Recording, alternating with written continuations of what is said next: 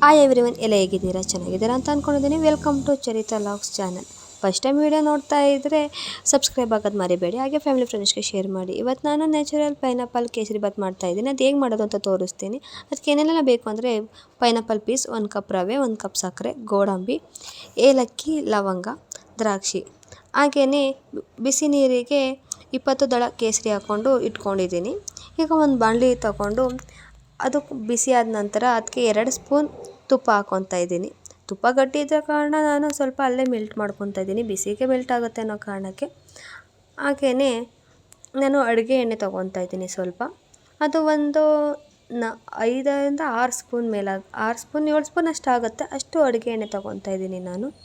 ಬರೀ ತುಪ್ಪದಲ್ಲೇ ಮಾಡಿದ್ರೆ ಆಗಲ್ಲ ಅನ್ನೋ ಕಾರಣಕ್ಕೆ, ಯಾಕಂದರೆ ಬರೀ ತುಪ್ಪದಲ್ಲೇ ಮಾಡಿದ್ರೆ ಮಗ್ಚಿಟ್ಟು ಬರುತ್ತೆ ಅಂತ ಚಾನ್ಸಸ್ ಇರುತ್ತೆ, ತುಪ್ಪನೇ ಅಂತ ಅನಿಸ್ತಿರುತ್ತೆ. ಆ ಕಾರಣಕ್ಕೆ ಈಗ ನಾನು ಅದಕ್ಕೆ 3 ಪೀಸ್ ಲವಂಗ, ಹಾಗೆ 2 ಪೀಸ್ ಏಲಕ್ಕಿ ತೊಗೊತಾ ಇದ್ದೀನಿ. ಹಾಗೆಯೇ ಸ್ವಲ್ಪ ಗೋಡಂಬಿನೂ ಕೂಡ ಈಗಲೇ ಹಾಕ್ಕೊತಾ ಇದ್ದೀನಿ. ಜಾಸ್ತಿ ಕಾದ್ಮೇಲೆ ಹಾಕ್ಕೊಂಡ್ರೆ ಗೋಡಂಬಿ ಸೀದೋ ಥರ ಆಗುತ್ತೆ ಅನ್ನೋ ಕಾರಣಕ್ಕೆ ನಾನು ಸ್ವಲ್ಪ ಬೇಗನೆ ತೊಗೊತಾ ಇದ್ದೀನಿ. ಈಗ ಗೋಡಂಬಿನ ಫ್ರೈ ಮಾಡ್ತಾ ಹಾಗೆಯೇ ದ್ರಾಕ್ಷಿನೂ ಹಾಕ್ಕೊತಾ ಇದ್ದೀನಿ. ಗೋಡಂಬಿ ಸ್ವಲ್ಪ ಕಂದು ಬಣ್ಣ ಬರಬೇಕು ಅನ್ನೋ ಥರ. ಈಗ ದ್ರಾಕ್ಷಿ ಸ್ವಲ್ಪ ಉಬ್ಬೋ ಥರ ಆಗೋವರೆಗೂ ನಾವು ಫ್ರೈ ಮಾಡ್ಕೋಬೇಕು.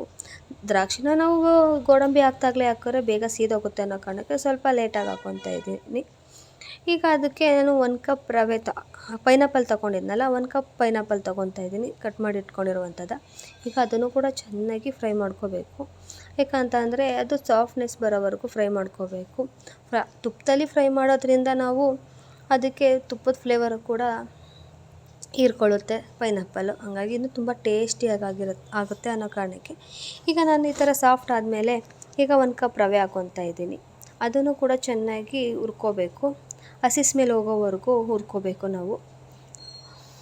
ಹಾಗೆಯೇ ಒಂದು ಸೈಡಲ್ಲಿ ನಾನು ಕುದೀತಾರೋ ಬಿಸಿ ನೀರು ತೊಗೊತಾ ಇದ್ದೀನಿ. ಯಾಕಂತಂದರೆ ತಣ್ಣೀರು ಹಾಕಿದ್ರೆ ಗಂಟಾಗೋ ಚಾನ್ಸಸ್ ಇರುತ್ತೆ, ಹಾಗೆಯೇ ಚೆನ್ನಾಗಿ ಬರೋಲ್ಲ, ಅದೊಂಥರ ಇದ್ರ ಥರ ಬಂದುಬಿಡುತ್ತೆ. ಆ ಕಾರಣಕ್ಕೆ ನಾನು ಬಿಸಿ ನೀರು ತೊಗೊತಾ ಇದ್ದೀನಿ. ಈಗ ಅದಕ್ಕೆ 1 ಕಪ್ ರವೆಗೆ ನಾನು 3 ಕಪ್ ಅಷ್ಟು ನೀರು ತೊಗೊತಾ ಇದ್ದೀನಿ, ಬಿಸಿ ನೀರನ್ನ.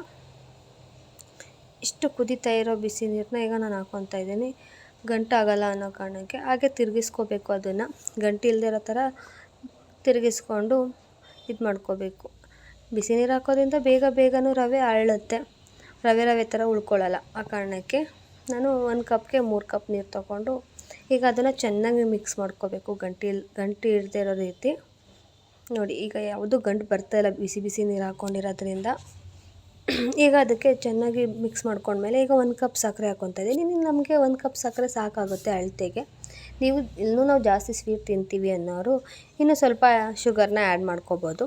ಈಗ ಅದನ್ನು ಕೂಡ ಚೆನ್ನಾಗಿ ಮೆಲ್ಟ್ ಆಗೋ ಥರ ತಿರುಗಿಸ್ಕೊತಾ ಇರಬೇಕು, ಇಲ್ಲಾಂದರೆ ತಳ ಹಿಡಿದು ಬಿಡುತ್ತೆ. ಈಗ ನಾನು ನ್ಯಾಚುರಲಾಗಿ ಮಾಡಿರುವಂಥ ಬಿಸಿ ನೀರಿಗೆ ಕೇಸರಿ ಹಾಕಿಟ್ಕೊಂಡಿದ್ದೆನಲ್ಲ, ಆ ನೀರು ಹಾಕ್ಕೊತಾ ಇದ್ದೀನಿ. ಕಲರ್ಗೆ ಆ ಕಲರೇ ಸಾಕು ಅನ್ನೋ ಕಾರಣಕ್ಕೆ ನಾನು ಅಷ್ಟು ಮಾತ್ರ ಹಾಕ್ಕೊತಾ ಇದ್ದೀನಿ. ನಾವು ಆರ್ಟಿಫಿಷಿಯಲ್ ಕಲರ್ ಹಾಕಿ ಆ ರೋಗ ರುಜಿನಗಳನ್ನ ಬರ್ಸ್ಕೊಳ್ಳೋದಕ್ಕಿಂತ ಈ ಥರ ನ್ಯಾಚುರಲಾಗಿ ಮಾಡಿಕೊಂಡ್ರೆ ನಮಗೆ ತುಂಬ ಬೆನಿಫಿಟ್ಟು, ಆರೋಗ್ಯನೂ ಕೂಡ ಚೆನ್ನಾಗಿರುತ್ತೆ. ಈಗ ಪೈನಾಪಲ್ ಹಾಕ್ಕೊಂಡಿದ್ದೀನಿ, ಅದ್ರ ಬದಲು ಏನಾದ್ರು ಪೈನಾಪಲ್ ಎಸೆನ್ಸ್ ಹಾಕ್ಕೊಂಡಿದ್ರೆ ಆರ್ಟಿಫಿಷಿಯಲ್, ಅದರಲ್ಲಿ ಏನೇನು ಕೆಮಿಕಲ್ ಹಾಕಿ ಮಾಡ್ತಾರೋ ನಮಗಂತೂ ಗೊತ್ತಿಲ್ಲ. ಆ ಕಾರಣಕ್ಕೆ ನಾನು ನ್ಯಾಚುರಲಾಗಿ ಮಾಡ್ಕೊಳ್ಳೋದಕ್ಕೆ ಇಷ್ಟಪಡ್ತೀನಿ. ಈಗ ಅದು ಚೆನ್ನಾಗಿ ತಿರುಗಿಸ್ತಾ ಗಟ್ಟಿ ಆಗ್ತಾ ಬರುತ್ತೆ, ಆಗ ತುಪ್ಪನೂ ಕೂಡ ಅದೇ ಬಿಟ್ಕೊಳ್ಳುತ್ತೆ. ಆಗ ನಾವು ಸರ್ವ್ ಮಾಡ್ಕೋಬೇಕು. ಈಗ ನನ್ನ ವಿಡಿಯೋ ಯಾರೆಲ್ಲ ಇಷ್ಟ ಆದರೆ ಸಬ್ಸ್ಕ್ರೈಬ್ ಮಾಡಿ, ಹಾಗೆ ಫ್ಯಾಮಿಲಿ ಫ್ರೆಂಡ್ಸ್ಗೆ ಶೇರ್ ಮಾಡಿ. ಇವತ್ತು ಮಾಡಿರೋ ಕೇಸರಿ ಬಾತ್ ಅಂತೂ ತುಂಬ ಚೆನ್ನಾಗಾಗಿತ್ತು. ನಮ್ಮ ಯಜಮಾನ್ರಿಗಂತೂ ತುಂಬಾ ಇಷ್ಟ ಆಯಿತು. ನನ್ನ ಮಗಳೂ ಅಷ್ಟೇ, ವಾವ್ ಅಮ್ಮ ವಾವ್ ಅಂದ್ಕೊಂಡು ತಿಂತಿದ್ಲು. ಹೀಗೆ ನನ್ನ ವೀಡಿಯೋಗಳನ್ನ ನೋಡ್ತಾಯಿರಿ, ಸಪೋರ್ಟ್ ಮಾಡ್ತಾಯಿರಿ. Thank you. ಈಗ ನಾನು ಸರ್ವ್ ಮಾಡ್ಕೊತಾ ಇದ್ದೀನಿ. ತುಂಬಾ ಚೆನ್ನಾಗಿತ್ತು ಟೇಸ್ಟ್ ಮಾತ್ರ. ನೀವು ಒಂದು ಸಲ ಮನೇಲಿ ಮಾಡಿ ನೋಡಿ. ಬಾಯ್.